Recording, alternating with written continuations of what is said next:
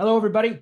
I'm Toby Shifsky. I'm the Vice President of Dearborn Real Estate Education, and we're coming to you today for our Dearborn Partner Webinar Series. And in this series is really going to be all about are your students ready for the changes coming to buyer agency, buyer representation, and what is it going to mean?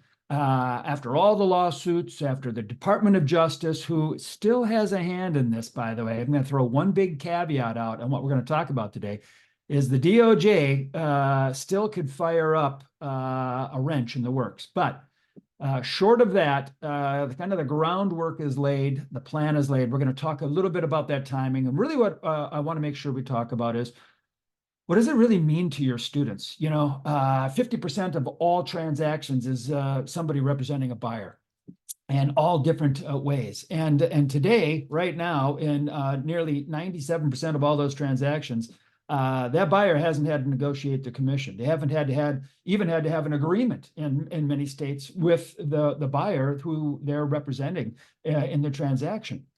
And all of this is going to change. And you might be in one of those states where there hasn't been a buyer representation form used for years. There hasn't been an understanding that the buyer agency creation with these agreements actually needs to have a negotiated commission between the buyer's agent and the buyer.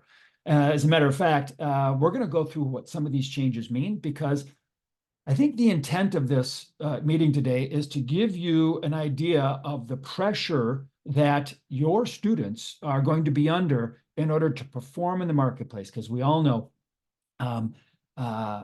if they can't perform in the marketplace, they're generally not in business very long. And the whole idea behind having licensing education and continuing education or professional development is that you get somebody to come in and be your customer, and then you get them to come back every year for continuing education or professional development. And if their career is cut short because they weren't prepared, your conveyor belt of customers and students is truncated. As a matter of fact, I would say for educators in schools, and you've probably all seen it, since the whole commission flare up and the lawsuits and everything that has happened, since all of that has happened, we've seen a drop in licensing enrollments across the country. Whenever there's this indecision in the marketplace, like, what does it mean? Is it really going to drop the commissions on a real estate deal to the point where I'm not going to be able to get paid? And is it not a good career anymore? Is it not a good second career anymore? When people doubt, when there's indecision or there's fear in the marketplace, we see enrollments drop, even though the profession has still got people making money. As a matter of fact, there's a lot of places where real estate's going crazy. I mean, if you're in Tennessee, if you're in parts of Illinois, I mean, I saw Larry Tobin, good to see you on. There's stuff happening. You're in South Carolina, Georgia. You're in parts of California again, Arizona. Even here, I'm in Minnesota. There are parts that are going crazy still in the marketplace, and people are making a lot of money doing real estate. Now, granted, there's going to be a lot of people out of the marketplace, which actually opens up room for more licensing students if the perception of the career is good. And I do think that we as educators have an opportunity here, and maybe even an obligation, to provide the education and training that removes fear from the marketplace. And so we're going to talk today about what those changes are, to make sure you're aware, because it's been a moving target all over the place. I'm going to talk to you about what some of the options are within the marketplace. And then at the end, I'll talk to you a little bit about what Kaplan's doing on the other side of our business, that there will be an opportunity for you there too for a revenue share piece on our solution to it. So let's go ahead and jump in. First and foremost, I got a poll question for everybody. I hope you play along, all right? So first poll question, because I'd like to know who's on. I see a lot of people. We got a lot of people in the session today. And I just want to make sure I know who we're talking to. If you're an owner, in fact, go ahead. These are all anonymous. The rest of the people on here won't see what you answer in a poll question. Everybody does see what's on your chat, so remember that. So go ahead and take this poll question real quick. Are you an owner, operator, administrator, instructor? Which one fits you best? Or, hey, I'm not even a school yet. We have a lot of people that come on here too who are thinking about being a school. Go ahead and answer that too, because I can make sure and tailor that answer. Here's the thing, as everybody's answering this poll, we're going to go about a half an hour, about 30 minutes. And if for any reason you got to go, we always email these out to you within about a week. So we'll record it and send it off to you. You can come back and watch it at any time. You can even forward it on to somebody else if you want to. All right, I'm going to go ahead, and I always share the polls so everybody gets to see what it is. I'm going to count it down. You got 3, 2, 1, 0. Here we go. And I'm going to share the results. So take a look. Look at that. So owner operator, I love it. You're engaged. You're interested. Almost 60% of you. 28% are as administrator. I'm running the school. I'm working for making sure everybody's in the right place. Students are getting taken care of. And then instructor. I'm actually talking to the students. And I'm kind of interested, you instructors, what are you hearing from people about the buyer representation, situation and where we're at and how this market's going to really kind of this industry is really going to kind of split sellers and buyers. And what does that mean? And really, I think, just a little foreshadowing, in the end, I think it's going to raise the level of professionalism. And so, yeah, Jay, confusion and mass information. Isn't that the truth? Isn't that the truth? So we've been on our journey on this for over 6 months already. Actually, it's about 7 months of digging in, building a course, doing all this kind of stuff to make sure we are on top of it. So I'm going to give you some of the latest today. And by no means is this the same as everything that's covered in an 8-hour course, but it's the basics. Because once again, when we're done here today, you're going to have an idea of, oh, this is really what it means for the buyer agency, buyer representation in our marketplace going forward. And I can understand why there's mass confusion and why there's a fear. And so once again, sane voices, clear minds. This is what educators do. They bring clarity to a situation. I think it's a huge opportunity. And I think it's a huge opportunity for all of us. So, all right, I'm going to stop sharing the poll. Thank you very much, everybody, for taking that poll. And then let's jump in to the next agency today. Just want to make sure we're all kind of clear because not every state does it the same. I see people from all over the country. I got Florida, Illinois, New York, North Carolina, South Carolina, Tennessee, right? Wisconsin. We got people from all over. Some states don't even have buyer representation. So they haven't had contracts, haven't had a form. I'm in the state of Minnesota. We've had buyer representation forms for a long time. But nobody's really immune from this because the business is going to be changing so much. It's almost like starting over again. Truly, it's almost like that, which is not a bad thing. All right. So understand there's seller representation. I think we know that. That's the listing side. That's been around for a while. Even that's going to change a little bit because no longer on the listing side are you going to be communicating negotiating for the buyer broker representation commission. You're only going to be negotiating your commission. Tricky part here is that coming up, and you're going to find out it's on August 16th. If you don't know it already, on August 16th, everything changes with the MLSs, at least all the association-owned MLSs, of which there's over 500 of the 580 MLSs in the country. Over 500 of them are association-owned or operated. And so for all of those and anybody participating in them, it's all changing. But the seller representation is also going to change a little bit too. And we're going to talk about what's got to change for them because the funny thing is the more things change, the more they stay the same. And some things are so old they're new. And what I mean by that is I got in the business back in 1991, got my real estate license. And back then, we had to do a little thing in order to secure our commissions when representing a buyer. And that little thing is coming all the way back around. We're going to talk about that in a little bit. But there's an awareness that you're going to need to have to communicate to sellers. So this is a buyer representation thing, but the listing side, you're going to have to prepare your sellers for what it really means to them because they all think they're going to save money. And the predominant wisdom in the marketplace right now is commissions aren't going to go down.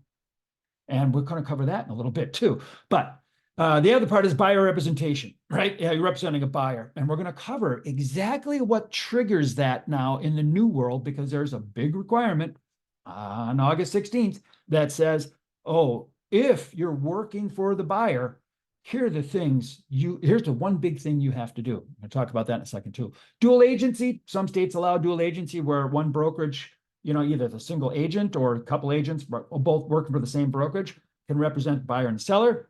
What does that mean in all of this?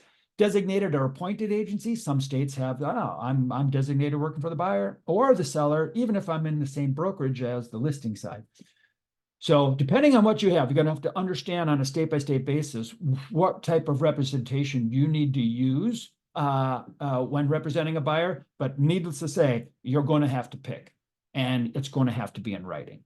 So this is a big change for many states. All right, buyer representation. I already talked about it. The big date, if everybody wanted to put it on the calendar, is as of August 17th. If you're not prepared by then, you're going to wake up and it's going to be a shock, because you're going to go to the MLS and you're going to go, that's a pretty nice house. I'm looking for my buyer. I'm working for my buyer. And they want a big home on a lake or a river or a field or a little community. What is my buyer broker compensation? And you're going to look for that field in the MLS. If you're not familiar, down at the bottom of the MLS form, and just about every single MLS, it says buyer broker compensation or agency compensation, blah, blah, blah, gone. As a part of the settlements in the class action lawsuits, the DOJ said, we don't want to see any compensation posted in the MLSs. Okay, that's the deal. That's gone. So, no longer will be posted. And what that means is the participation rule that was a part of the Realtors Association, the thing that actually got him in trouble with the commission lawsuits, goes away. Meaning the listing agent no longer negotiates the buyer broker compensation at the time of the listing. Doesn't do that. Now, what that listing agent's going to have to do, though, we're going to figure this out in a second, is they're going to say, listen, my listing is only 3, 4, 5%, whatever it is. That doesn't include the buyer broker representation, but you should be ready for it, because that buyer probably doesn't have the money to pay that agent either, and they might come and ask us at the time of the purchase agreement for it. We're going to talk about what that means in just a little bit. How to work in open houses, Bruce? Good question. We're going to cover what it means to be working with a buyer. And what you find is that if an agent is under contract with on the listing and they're representing the seller, they can give information to a buyer without working for the buyer. But as soon as they do a couple things, they are now working for the buyer and may create a dual agency situation or a place where they have to declare agency depending on the state you're in. So we're going to talk about that in just a little bit, Bruce. All right. Oh, hang on. Buyer agents will negotiate their compensation directly with the buyer. So how about this? I'm representing a buyer. Now I actually have to negotiate my compensation with a buyer. So think about it this way. I'll go real quick. Today, in today's day and world, right, and has been for the last 25 years, maybe 30 years in some states, when a buyer comes to you and says, gosh, you know what, I'm really interested in a home, and I think you work in this area, or maybe it's your brother, your sister, your aunt, your uncle, whatever. They come to you and say, yeah, I want to see a house. And you're like, awesome. What are you looking for? Wow, I'm looking for a 4-bedroom, 2-bath place. I'd like a 3-car. Awesome. I tell you what we'll do. We'll set you up on a search. We'll be automatic, send you emails all the time. We'll put you in the car. We'll set an appointment. We'll go see a house. If you like it, we'll write a contract. I'll do an awesome job negotiating. We'll get you a great price, and you'll own a new home. It'll be awesome. You'll love it. And the buyer's like, that's it? That's awesome. I mean, what's that going to cost me? And what does the agent say at that time? Right now, the agent says, oh, don't worry about it. It won't cost you anything. It's already built into the price of the house. The seller's paying the commission. Oh. The buyer says, that's fantastic. Okay, let's go. Get in the car, let's do a deal. That's how it is today. Come August 17th. That same conversation. Oh, I want to see a home. Oh, we'll set you up on a search, Social Homes, I'll negotiate a sweet deal. That happens, except when the buyer says, well, how much is that going to cost me? You look them square in the eye and you got to say, that's going to cost you $18,000. And they go, oh, $18,000? What do you do for $18,000? Well, I set you up on a search. We drive around the car and I show you a couple homes. I negotiate a sweet deal. You do that for 18. I've already done the search online. I already know what kind of homes I want. In fact, I got a list of homes I want to see. What are you doing for $18,000? And how am I supposed to pay you that? Anyhow, I mean, is that supposed to be part of the cash I need to have as my down payment, or 18,000? I only saved so much for my down payment to make sure I made my financing. Where does that money come from? It all changes comes August 17th. All of it. So who's ready for that? Who's going to be helping those buyers, agents understand that, you know what, when the buyer says, what do you do for $18,000? If you don't have an answer as a buyer's agent, if you don't have a value proposition as to why me, you don't have a client. Because now they're going to get picky. Now they're going to say, well, I need to understand exactly how, and are you I mean, and then how do I pay you? What do you mean you don't know? What are you talking about? I'm supposed to have the cash? And then what kind of an agreement do I get? What assurances I get? What services do you provide? All these questions come up. So if you don't have your value proposition in place, that just starts the trouble for buyer agents. So think about this as we go through this, because here's the deal.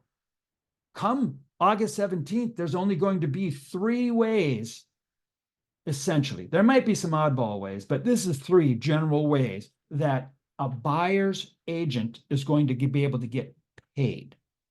One is fixed fee commission paid directly by consumers. So they negotiate directly with the buyer, and the buyer, right, negotiates back, and they come to an agreement on how much that buyer is going to pay them.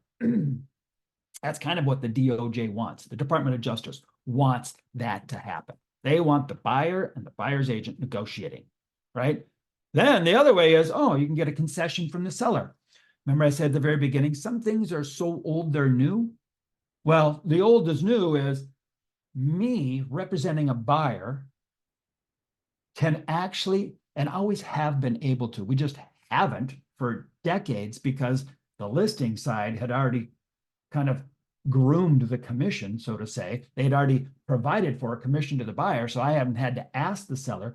But a buyer negotiating with the seller in a purchase agreement can actually ask for a term. And one of those terms is, I want you, seller, to pay my broker as a part of this transaction. And you actually write in what the fee is. Could be a percent, could be a professional fee, could be a flat dollar amount, whatever it is. But the buyer, in negotiating the purchase of the house, can actually negotiate with the seller to say, I want you to pay my broker this much money. That's how we used to do it back in Minnesota back in 1991 when I first got into the business. Used to always write it into the purchase agreement. You can do that. That can happen. So this is the part where I said, if I'm representing a seller, I better be ready to prepare the seller for the fact that, yeah, okay, I might have listed the house at a lower commission rate, but that buyer is going to ask you to pay their broker. You better be working the net sheets to make sure that it's all adding up and that seller isn't surprised. Otherwise, what happens? Buyer walks out the door, possibly. All right. And then the next way is, this is an interesting thing. And this is portion of the listing broker's compensation. Well, wait a second. Toby, you just told us that as of August 17th, the seller can't, and the listing agent can't negotiate compensation for the buyer's broker. Well, actually, they can't do it in the MLS. So the real part of all this is that can't happen within the MLS. So participating MLSs can't do this. So participants in the MLS can't post a compensation share in the MLS. But it doesn't mean that an individual brokerage couldn't go to a neighboring brokerage or a competitive brokerage or any brokerage within their state or country and say, listen, any listing we get, we're not going to post it as a participating factor in the MLS, but we're going to offer it to you. We'll have a contract with your brokerage, and we'll do a cooperating brokerage compensation between us. So that anytime you show one of our listings, our brokerage guarantees to pay your brokerage a compensation for that. That could happen, and it will happen. The struggle is, by all counts, there's over 90,000 brokerages in the United States. I don't know how you're going to get a deal with everybody to make sure you're covered. That was one of the beautiful things about the MLS's system, is that there was only 580 across the country, and some states only had one in the entire state. And so you knew that if you participated, you were assured compensation. Well, now you'd have to go to each brokerage, and some will try to do that. And there are already some stuff popping up that are, websites, and people are trying to become that middle person off of the MLS. I do think that's fraught with danger also. I would be careful with that, but that's in its infancy right now, and it hasn't quite really come to fruition yet. It's just starting to. Okay, so let me just do a quick time check. I think we're okay. All right. Once again, ask your questions. I know we've had some stuff come up in the chats. Feel free to always ask in the chats as soon as you can. But buyer representation. This is the part. Can you present it at the time you have a transaction? No, Francis, we're going to get to that. Good call. So right here, here is the piece that I think everybody needs to be aware of.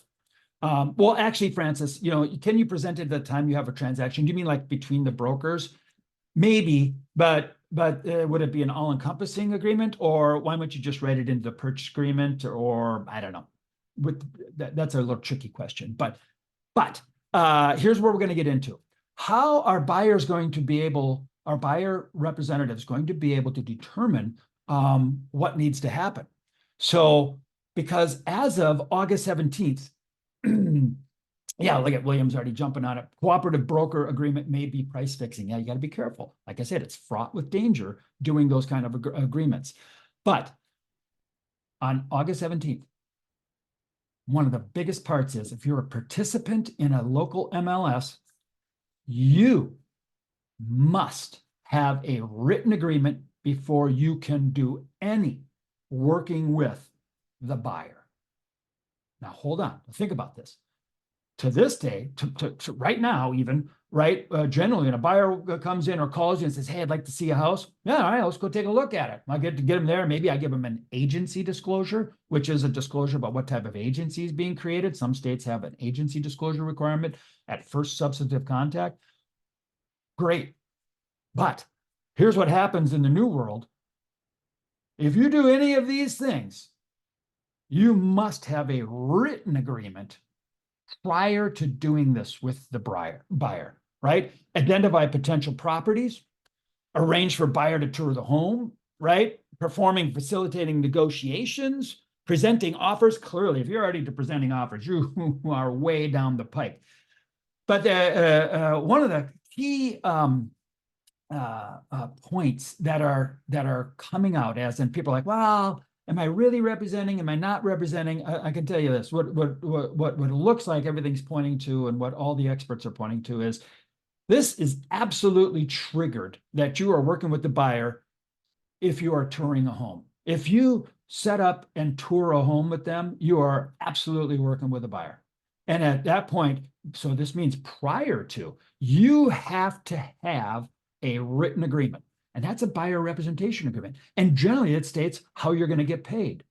Now, there are some exceptions. We're not going to get too deep in the exceptions, but the exception would be is if it's your listing or your brokerage listing and you're not going to represent the buyer. It still has to make sure that they are clear that they're just there as a consumer or a customer. But the key is, if you're going to try to get paid from that buyer, prior to working with them, you must have a written agreement. And now that is only required in 2 states that I know of right now. So for everybody, this is a big deal. And what is the agreement? What type of agreement are you going to do? How are you going to negotiate your commission at that time? And how are you going to justify your fee? right? What do you do for $18,000? This is the big question. This is, I think, the big stumbling block for people. Understanding what type of representation to do, not that hard. Most states are giving guidance already on what type of representation you must use in their state according to their statutes, laws, all that kind of thing. But how is an agent going to give that value proposition? How are they going to do that? Right? 3 things a buyer must do in the new world. They must communicate and articulate their value proposition to home buyers. Why them? You have to do that, right? Next, and what I mean by that is, what differentiates you from everybody else? Can you actually articulate all the things you do as a buyer's agent? I mean, think of all the steps, even prior to showing a home, qualifying, financing setup. What about even once you show the home? What services do you do in negotiating a contract? What do you do in removing contingencies? What do you do in from the time the contingencies are all removed to actual closing, to setting up a closing, to making sure title insurance and the financing is? Do you really have your menu of items ready for your potential buyer to look at and say, oh my gosh, I had no idea you do all 41 of these things? That seems like a heck of a deal for $18,000. Can you do that? You're going to need to do that. They must be able to present this in a clear and really professional manner. How am I going to tell you what I do? How am I going to present you my menu of services? Because maybe my menu of services says, listen, if all you want me to do is push the paperwork, here's my fee. But if you want me to go from the alpha to the omega, the full 41, here's my fee, right? How do you present that? How do you look and act the pro? People do it all the time for listing sides. People spend a lot of time and money and effort going in for a listing presentation. It's going to be the same thing on the buyer side now. You are going to have to compete. And if you don't compete, you're going to be out of the business. It's going to be that plain and that simple. And then lastly, you have to secure your commission. You have to secure your professional fee as a buyer's agent. You're going to have a written agreement. Do you have the right agreement? How did you demonstrate your value proposition in order to secure that fee? And it's a funny thing too, because I think people are going to get really good at this really fast. As long as they put the training and education into it and they buff it quickly, you may actually see, in a weird twist of fate, commissions go up. Think about it. I'm 30 years in the business, and I got somebody who's maybe only in the business for 3 or 4 years negotiating the buyer's agent commission at the time of listing. Maybe it's low. I gotta eat it. I gotta take that. I can't take more. I can't, because of the realtor's participation rule, I can't negotiate a higher fee right now. But in the new world, I get to negotiate my own fee with my buyers. And you know what? Maybe I'm a high-priced agent. It's going to be interesting. It's going to be interesting. But only those who are prepared are going to be able to command that kind of money. And those are the kind of people who will be your customers year over year. They'll start their own brokerages. They'll send their people to you for licensing education, on and on and on and on. Let's do this. I got a time for a really quick poll question, everybody. Do you offer buyer representation education training at your school? And just a blanket, just in a blanket statement. Do you? Yes, no, not sure. I'd love it if you could participate in the poll. Like to kind of know, once again, it's anonymous. Nobody's going to see this, your name on this. But if you offer it, go ahead and click it on there. Because I know at Dearborn, we offer buyer representation courses. And in fact, you're going to see it in a second. We offer a 6-hour buyer representation course. It is a regulated course. It is a regulated approved course. It's all about buyer representation. What are your duties? What are your fiduciary duties? What are your statutes of duties? What's the expectation? It's a very straightforward continuing education class. Doesn't allow us to do, like, getting that stuff approved through regulator. Doesn't allow us to do negotiating, salesmanship, personal marketing, all that kind of stuff. But there are a couple things out there that do qualify. All right, I'm going to go ahead and end the poll and let everybody share the results. So about 26% of you said, yeah, we have some buyer representation at our school. 65, no.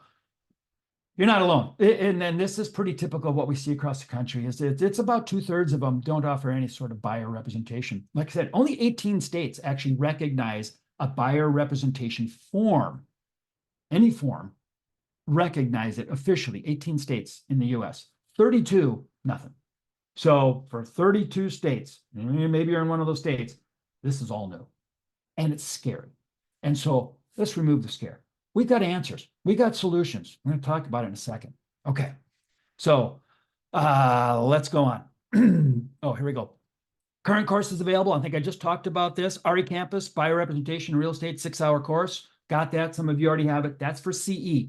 We're very restricted on CE. I think you all know that, right? Kind of like licensing education. Don't you wish they'd allow us to just teach like the business of real estate as opposed to just laws, rules, statutes to keep you out of jail? But in this case, there's also other ones out there. There's the National Association of Realtors has had the accredited biorepresentation designation for decades. And it's still available out there. I think there's some CE requirements with that in order to get the designation.